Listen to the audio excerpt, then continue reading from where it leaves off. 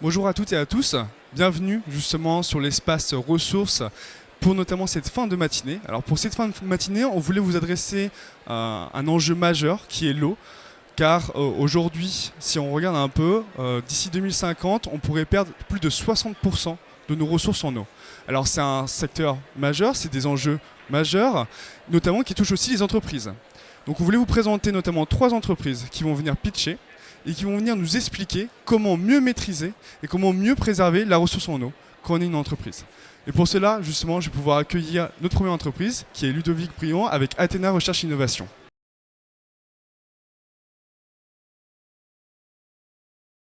Donc bonjour à toutes et à tous. Alors pour les plus jeunes d'entre nous, on se rappellera qu'en 1974, on avait une pub qui disait qu'en France, on n'a pas de pétrole, mais on a des idées. Et je vous confirme qu'en 2023, on n'a toujours pas de pétrole en France, mais on a des eaux usées. Et avec les eaux usées, on peut remplacer le pétrole, c'est toute l'idée d'Athéna Recherche et Innovation. Pourquoi ? Parce que dans ces eaux usées, avec ces eaux usées, ces déchets, on peut produire de l'hydrogène. Alors comment ça marche ? Dans les eaux usées, vous avez de l'eau bien sûr, mais surtout vous avez de la matière organique, c'est-à-dire des sucres, des protéines, des lipides et un certain nombre de minéraux. Tout ce qui est nécessaire à un micro-organisme pour se développer. Et donc nous, on a développé un procédé de fermentation de manière à produire de l'hydrogène. Au lieu de faire de la bière ou du vin, on fait de l'hydrogène. Et notre idée globale, c'est d'aller produire un écosystème, donc partant de l'usine agroalimentaire, on va récupérer leurs eaux usées, leurs déchets, produire l'hydrogène avec, et cet hydrogène va être ensuite réemployé par l'industriel, soit pour produire de la chaleur, de l'énergie dont il a besoin, soit dans sa mobilité lourde, l'idée étant effectivement d'aller décarboner leurs camions, une laiterie par exemple, à tous les jours des camions qui vont faire la noria chez les agriculteurs pour récupérer le lait. Nous, notre objectif, c'est que d'ici 2040, on soit en capacité de produire à peu près 100 000 tonnes d'hydrogène par an, de quoi alimenter à peu près 12 000 camions qui feraient chacun 100 000 km par an. Et puisqu'on parle de la préservation de la ressource en eau, j'aimerais amener cet aspect-là, de se dire que si tout à l'heure je vous ai dit que l'eau était une énergie, une formidable source d'énergie pour le monde du vivant, il faut aussi qu'on soit capable d'imagination et d'un peu d'audace pour aller un peu plus loin. Alors je vous ai dit que nous on faisait de l'hydrogène, mais pas que. Comme on fait de la fermentation, comme n'importe quel procédé de fermentation, on va aussi produire du CO2. Vous en avez quand vous faites du compost, vous en avez quand vous faites de l'épuration d'eau usée, vous faites tout le temps du CO2 dès que vous dégradez de la matière organique. Ce que vous pouvez voir, c'est que dans les eaux usées, on n'a que 1,4% de matière organique et à peu près 0,6% de matière minérale. Donc quand on a des eaux usées, c'est vraiment essentiellement de l'eau que l'on a à traiter. Donc nous, dans notre process, si on suit un peu l'acheminement du carbone, on voit qu'il y a 40% du carbone qui va finir en biogaz et 60% qui va finir dans le mou de fermentation. Et si on travaille bien, on peut récupérer cette biomasse et 50% va finir sous forme de biochar et 50% qui va finir, si on va chercher les acides gras volatiles, sous forme de bioplastique. Et ces biochars, c'est du retour au sol, c'est pour aller chez les agriculteurs, c'est ramener de la biodiversité dans les sols, c'est aussi permettre de faire de la capture de carbone. Et bien sûr, les bioplastiques, on va s'en servir pour faire du plastique. Là, l'avantage, c'est que celui-ci est biodégradable en particulier. On n'a pas oublié la partie minérale. La partie minérale, c'est aussi un moyen de faire des engrais. Et ces engrais peuvent repartir. Je vous montrais tout à l'heure le CO2, je ne vous ai pas précisé qu'aujourd'hui l'essentiel du CO2 est consommé à hauteur de 70% dans l'agroalimentaire ou dans l'agriculture, donc le maraîchage par exemple. Et donc les engrais peuvent très bien repartir, là aussi faire du retour au sol ou chez les maraîchers. L'eau bien sûr, là aussi on peut faire du réemploi de l'eau usée maintenant qu'elle est traitée pour l'épandage agricole ou dans les maraîchages. L'objectif pour nous, c'est de se dire que dans la nature, il n'y a pas de déchets, donc il n'y a pas de raison qu'on en ait dans notre process, donc c'est zéro déchet. C'est faire beaucoup d'économies d'énergie auprès de l'industriel. C'est aussi permettre de faire de la capture de carbone, donc diminuer nos émissions de gaz à effet de serre, mais en faisant vraiment un puits carbone. Et c'est faire éventuellement de la compensation carbone volontaire pour ceux qui ont des difficultés de ce point de vue-là.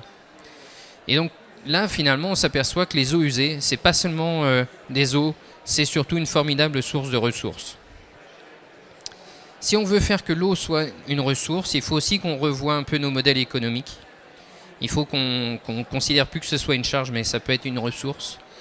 Il faut revoir aussi la collaboration entre les producteurs de déchets et les producteurs de solutions tels que nous. Et enfin, il est important d'intégrer tout ça dans un écosystème parce que parfois le CO2 ne va pas être consommé par l'industriel mais par son voisin qui fait du cidre, qui a un abattoir, qui a une salaison. Et donc c'est de voir ça vraiment à l'échelle du territoire. Maintenant que je vous ai dit tout ça, je vais faire un peu de nombrilisme. Je vais vous parler de notre équipe et de notre feuille de route. Donc c'est une histoire qu'on a démarrée à 2 et on est une dizaine aujourd'hui à travailler sur ce passionnant projet. On a bien sûr un comité scientifique, on a bien sûr un comité stratégique. On a pas mal de soutien de part des industriels, d'institutionnels, mais aussi de la BPI bien sûr qui nous apporte une partie de notre financement, la région Pays de la Loire avec le FEDER également. Et on a eu quelques prix. Quelques mots pour finir sur notre feuille de route. Donc c'est une aventure qu'on a démarrée il y a quasiment 6 ans, en avril 2017. On a fait notre preuve de concept fin 2018. Depuis, on a travaillé à améliorer notre procédé. Donc on a multiplié par 60 notre productivité, par 33 nos rendements, par 12 notre production. On a commencé aussi le changement d'échelle. Donc là, on rentre dans la 3e phase de R&D qui consiste à préparer le passage à l'échelle industrielle. Et notamment avec la mise en place d'ici l'été d'un démonstrateur d'1 mètre cube, d'ici un an d'un démonstrateur de 30 mètres cubes, qui sera déjà quasiment l'échelle industrielle. Et à partir du moment où on aura franchi ces étapes-là, on passera vraiment à l'industrialisation, c'est-à-dire la construction d'un premier site industriel avec un partenaire agroalimentaire, et ensuite on passe au déploiement de la solution de manière à atteindre nos 100 000 tonnes d'hydrogène par an d'ici 2040. En 2023, en France, on n'a pas de pétrole, mais on a Athéna. Donc on peut essayer d'aller un peu plus loin. Bonjour, merci beaucoup. Très claire la présentation. Moi j'ai une question, c'est votre cible, est-ce que c'est les clients industriels ou du coup c'est une application locale sur leurs eaux usées ou ça peut s'appliquer aux centres de traitement d'eau usée urbains, un peu des particuliers également? Alors les stations d'épuration urbaine, on y viendra certainement un jour. Pour le moment, c'est compliqué parce que leur niveau de contamination, quelque part, la quantité de biomasse est encore plus faible que dans une eau usée industrielle. Donc, tout à l'heure, je vous parlais que c'est 2% à peu près de la matière sèche qui est dans des eaux usées industrielles. Il faut compter 10 à 100 fois moins dans des eaux usées urbaines. Ça, c'est le premier point. Le deuxième point, c'est que quand vous allez voir un industriel, quand vous, en tant que consommateur, vous achetez du fromage ou du yaourt, vous voulez le même tout au long de l'année. Donc la première chose que va faire un industriel, c'est de stabiliser sa production de telle sorte à ce qu'il sorte tout le temps le même produit. À partir du moment où il sort tout le temps le même produit, il sort tout le temps le même déchet, tout le temps le même usé. Donc pour nous, c'est aussi beaucoup plus simple à traiter. Et surtout, on ne va pas avoir de problème avec à retrouver dedans, je sais pas moi, des métaux lourds, des problèmes des choses qui pourraient amener des problèmes à notre biologie. Donc pour toutes ces raisons, pour le moment, on préfère rester sur le volet plutôt industriel. Mais un jour, peut-être, on pense aux biodéchets, on pense à des choses comme ça. Mais sur les eaux usées urbaines, c'est assez compliqué. Oui. Il y a Monin à Bourges qui aujourd'hui a mis en place ce système où il est autonome au niveau de l'eau. Est-ce que c'est vous qui l'avez équipé? Et deuxième remarque par rapport à ce que vous venez de dire, en fait les boues aujourd'hui sont plutôt destinés dans les méthaniseurs, je pense, par rapport à la problématique que vous avez évoquée sur la stabilité des eaux en tant que telles. Alors non, on n'a pas eu la chance d'équiper ce site, mais c'est pas grave, on en fera d'autres. Mais c'est un très beau projet, ceci étant, effectivement, c'est une démarche, c'est typiquement dans ce type de démarche qu'il faut aller si on ne veut pas demain être trop compliqué, que l'avenir soit compliqué au niveau des eaux. Il faut se rappeler que c'est quand même plus de 8 milliards de mètres cubes d'eau usée par an qui sont traités d'une manière générale en France. Donc si ça, on le récupère pour faire tourner nos besoins, il y a quand même des vrais sujets. Pour la deuxième partie qui était sur la méta, faire partir les boues vers la méta, c'est qu'en fait au départ on est sur une matière qui n'est pas concentrée. Donc quand on fait passer ça dans une station d'épuration, c'est un moyen de concentrer les eaux usées, la matière organique qui était dans les eaux usées, et ça part en méta, notamment parce que finalement c'est une source de carbone là encore. Et donc ça permet d'avoir des micro-organismes qui sont capables d'attaquer ça. Nous, comme on travaille qu'une seule souche, on a cet avantage, c'est que ça va beaucoup plus vite en termes de procédés et on maîtrise beaucoup mieux la biologie.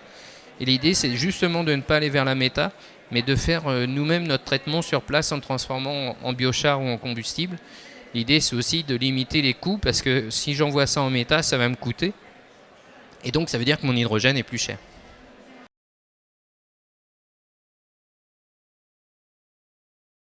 Merci, bonjour à tous. Nereus a fêté ses 10 ans il n'y a pas longtemps et on est implanté en Occitanie, pas loin de Montpellier, quand même à 30 km, histoire de diviser le prix du foncier d'entreprise et de s'implanter un peu en milieu rural. Et tout ce dont on va parler est donc conçu et construit ici en France avec des ingénieurs, des techniciens que je salue et qui en est une trentaine maintenant.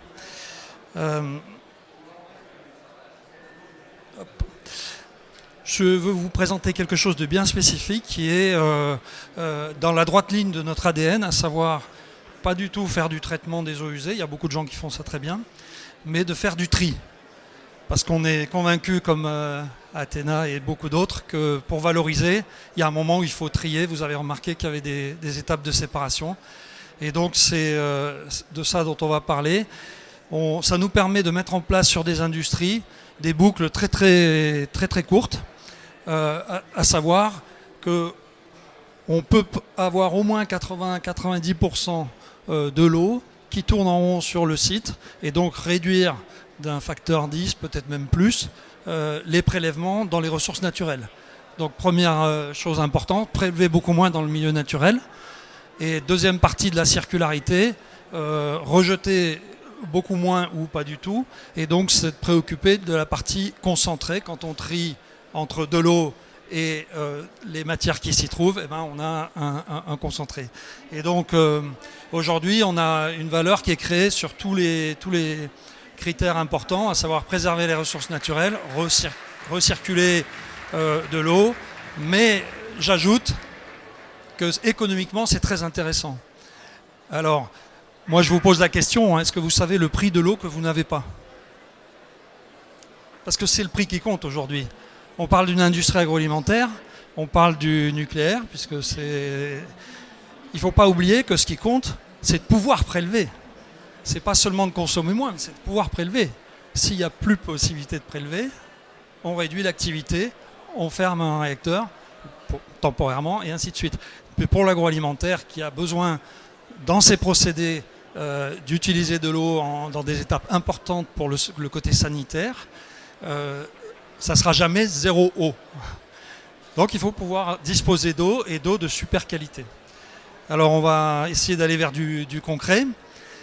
Comment on fait ce travail avec quelque chose dont tout le monde a entendu parler, les technologies membranaires.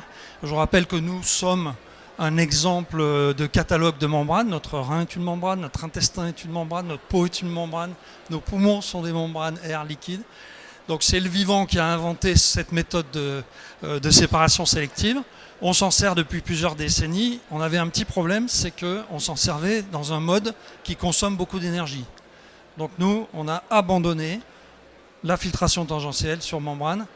Ça consomme beaucoup trop d'énergie et on a divisé par 10 l'énergie qu'il faut pour faire la même chose en s'inspirant un peu des branchies des poissons et en ayant des membranes qui bougent pour gérer l'évacuation de ce qu'on retient sur le filtre et non pas en mettant en œuvre des grandes quantités d'eau qui nécessitent beaucoup d'énergie pour balayer avec la même efficacité qu'un Karcher pour pousser 3 feuilles sur le trottoir.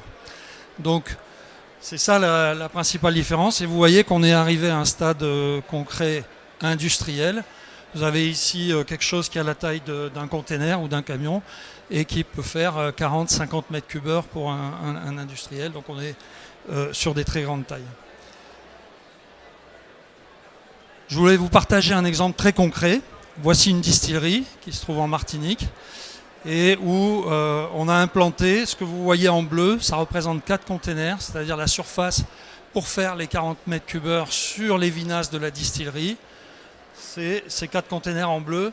On voit un tout petit bout de l'énorme lagunage qu'il y avait auparavant pour faire du traitement de ces eaux usées vinasses. Le résultat, c'est que on peut en 2 étapes passer des vinasses à de l'eau qui a la qualité requise pour se substituer à l'eau de forage et mouiller les cannes en tête de moulin.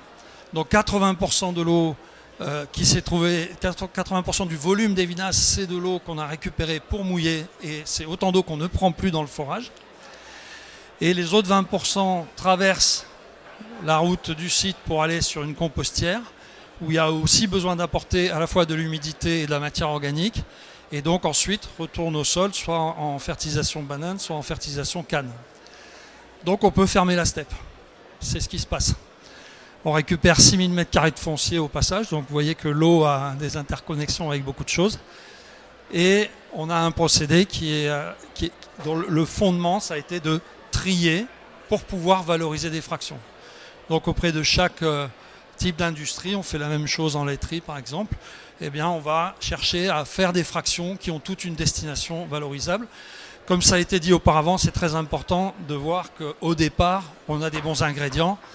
Quand au départ, on a aussi collecté des résidus de substances pharmaceutiques, des résidus de substances chimiques, des métaux lourds, etc., le tri est évidemment un peu plus difficile. Voilà, c'est ce que je voulais vous partager. Je suis disponible pour répondre à vos questions. Dans l'exemple qui est donné sur la distillerie, c'est quoi à peu près le montant des investissements ? Donc l'investissement a été hors préparation du terrain pour lequel je n'ai pas le montant, mais l'investissement en équipement a été de 2 400 000 euros. Ça fait un retour sur investissement de un peu moins de 4 ans. Bonjour, est-ce que vous pensez que les freins réglementaires vont s'arrêter un jour par rapport à la réutilisation des eaux récupérées comme ça en eau de process ? Alors, on sait que le corpus réglementaire, il est en train de faire sa grande mutation. Depuis une réglementation qui était faite pour l'économie linéaire de l'eau, je prends une fois, je m'en sers une fois, je rejette, comme je ne suis pas un cochon, je traite, et voilà, j'ai tous les règlements pour faire ça. Et donc, on voit qu'il y a une liste d'usages et de cadres réglementaires qui sont en train d'émerger. On voudrait que ça soit beaucoup plus vite. Peut-être que les événements climatiques vont nous aider, mais il y a déjà des possibilités. Donc vous avez tout le cadre réglementaire existe pour la réutilisation en arrosage espace vert, en irrigation, etc. Vous avez un certain nombre de nettoyages qui sont maintenant possibles et pour lesquels il y a le cadre qu'il faut. Si je sors de l'industrie et que je vais dans le bâtiment, vous avez à la fois des normes qui sont apparues comme la 16941, déjà je vous l'inflige, qui permet de dire comment dans un bâtiment on peut récupérer de l'eau de pluie et la réutiliser partie 1, et comment on peut récupérer des eaux grises et les réutiliser partie 2, on fait ça aussi. Donc il y a, et en même temps vous avez une évolution, il y a les premiers décrets qui par exemple, pour citer un point précis, on a un décret qui nous permettait de proposer des expérimentations pour 5 ans ou obtenir des dérogations pour 5 ans. Je pense que cette durée de 5 ans, si elle est modifiée, va permettre d'être cohérent avec l'amortissement et la durée de vie des équipements proposés et va être un accélérateur. Donc voilà, je vois le côté positif plutôt que la lenteur de l'évolution réglementaire.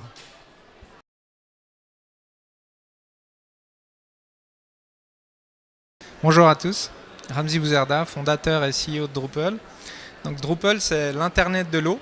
C'est une plateforme Internet des objets qui vise à mesurer la consommation d'eau du point d'entrée jusqu'au point d'usage dans n'importe quel type de bâtiment. Allez directement sur ce slide. Donc, je crois que le stress hydrique dans le monde et particulièrement en France n'est plus à vraiment expliquer ou à démontrer. Il y a 5 ans, c'était encore difficile, mais aujourd'hui, je crois que tout le monde se rend compte de l'urgence de prendre des mesures. Le président Emmanuel Macron a annoncé récemment un plan de sobriété. Et l'eau la moins chère pour tout usager, que ce soit entreprise ou individu, c'est l'eau qu'on ne consomme pas. Et donc, Drupal a vocation de réduire le gaspillage de l'eau en mesurant exactement et en prenant contrôle de sa consommation d'eau pour les entreprises, car notre cœur de métier, c'est d'aider les industriels, les fabricants de systèmes de traitement ou des sanitaires, typiquement, à mieux gérer l'eau, à mieux réduire la consommation de l'eau, et les propriétaires immobiliers à atteindre des niveaux d'efficience en eau qui garantissent de meilleurs scores, BREEAM, HQE, LEED. Donc Drupal, c'est 100 clients dans le monde, des entreprises en Europe, aux États-Unis et quelques entreprises au Japon. On a développé une plateforme IoT qui est basée sur des modules intelligents qui permettent de capturer de la donnée, que ce soit volumétrique ou qualitative, en lien avec l'eau, et d'équiper en fait tout point ou tout système qui consomme ou traite de l'eau dans un bâtiment. Grâce à ces données, on va pouvoir les exploiter pour prédire la maintenance de ces actifs, identifier des fuites et également utiliser la donnée pour des rapports RSE, pour éduquer aussi les utilisateurs en lien avec cet usage. Donc c'est une technologie qui a multiples usages, qui est unique dans la mesure où elle est brevetée et s'applique à différents segments de votre cycle d'usage de l'eau. Pourquoi Drupal? Simplement parce qu'aujourd'hui, cette technologie est éprouvée avec 100 clients qui l'utilisent de par le monde. C'est une technologie qui est facile à déployer, qui est peu coûteuse, qui permet en fait de rassembler toutes vos données quantitatives et qualitatives au même endroit et qui permet aussi d'intégrer d'autres systèmes comme les systèmes de gestion de bâtiments ou les systèmes SCADA grâce à notre API. Voilà, donc je prends un exemple ici en lien avec l'industrie immobilière. Dans la gestion immobilière, vous pouvez avoir des hôpitaux, vous pouvez avoir des écoles, vous pouvez avoir des centres commerciaux. Il faut savoir qu'une chasse d'eau dans un centre commercial, c'est à peu près 80 mètres cubes de consommation par année. Et on parle d'eau potable, alors que c'est la consommation d'un ménage de 4 personnes dans la consommation domestique. Donc ça vous donne un ordre de grandeur de où va notre eau potable aujourd'hui, donc principalement dans nos toilettes. Donc grâce à notre technologie, on a pu réduire de 25% la consommation d'eau en lien avec les sanitaires dans les centres commerciaux, les aéroports. Grâce à cette même donnée, en équipant les toilettes, on a pu changer le modèle de nettoyage de ces espaces en passant d'un modèle basé sur le temps ou régulier sur un modèle en fonction de l'affluence. Donc le Facility Manager va gagner en temps de nettoyage et en gaspillage en termes de ressources. Ce qu'on peut aussi faire, c'est détecter la stagnation de l'eau dans les bâtiments pour mieux prévenir le risque de légionnelle dans les hôpitaux, les écoles, les EHPAD en France. Ce qu'on peut également faire, c'est atteindre de meilleurs scores en termes de certification BREEAM, HQE. On peut obtenir le score maximum par rapport à l'infrastructure et le score maximum en termes d'opération et de maintenance du bâtiment. Voilà, j'en ai terminé et je suis prêt pour répondre à vos questions. Merci beaucoup. Moi j'ai une question, c'est comment vous arrivez à convaincre les facility managers de déployer votre solution sans l'argument d'économie financière, vu que le prix de l'eau aujourd'hui est faible et donc par rapport à le retour sur investissement de votre solution? C'est une très bonne question. Alors sur le prix de l'eau, je pense qu'il y a des corrections qui vont venir, qui vont faire que ce prix va changer dans le temps. Mais aujourd'hui, pourquoi on arrive à les convaincre? Parce que en fait, le propriétaire immobilier a un intérêt aujourd'hui à gagner en efficience en eau pour obtenir des certifications. Donc là, il y a un premier incentive. Deuxième incentive, c'est de réduire le coût en lien avec le nettoyage de ces espaces. Donc, il y a une valeur ajoutée aussi aux propriétaires et aux facility managers qui est partagée en termes de gains. Et puis finalement, c'est aussi plus d'efficience. Parce que avoir ces données, c'est mieux gérer son staff, mieux gérer les pannes, les anomalies, donc une meilleure qualité de service au final. Donc là aussi, il y a un gain substantiel dans l'usage de ces données et moins dans la préservation de la ressource. Mais les deux vont de pair. Donc c'est ça qui est la beauté du modèle.